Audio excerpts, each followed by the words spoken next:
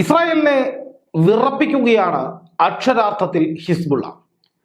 ഇന്നും പുതിയ വീഡിയോകൾ പുറത്തുവിട്ട് ലോകത്തെ ഞെട്ടിക്കുകയാണ് ഹിസ്ബുള്ള പുതിയ അവകാശവാദത്തിലൂടെ. ഹിസ്ബുള്ള പറയുന്നത്, ഇസ്രായേലിന്റെ ടൗണിലേക്ക് ഞങ്ങൾ മിസൈൽ ആക്രമണം നടത്തി. ആ ആക്രമണം സാധാരണക്കാരെ ലക്ഷ്യം വെച്ചുകൊണ്ടായിരുന്നില്ല, മറിച്ച് സൈനികരെ ലക്ഷ്യം വെച്ചുകൊണ്ടായിരുന്നു. ടൗണിലെ പോസ്റ്റിലേക്ക് നടത്തിയ ആക്രമണത്തിൽ ഇസ്രായേലി സൈനികർക്ക് പരിക്കേറ്റിട്ടുണ്ട്.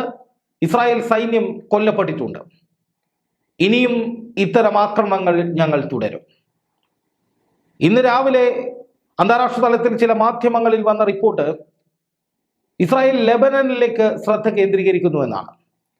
അതായത് ഹമാസിന്റെ ഭാഗത്തു നിന്നുണ്ടാകുന്ന തിരിച്ചടികൾ ശക്തമായി തന്നെ തുടരുമ്പോഴും അതിനേക്കാൾ ഇസ്രായേലിന് തലവേദനയാകുന്നത് നോർത്തേൺ ഇസ്രായേലിലേക്ക് തുടർച്ചയായി ഹിസ്ബുള്ള നടത്തുന്ന ആക്രമണങ്ങളാണ്.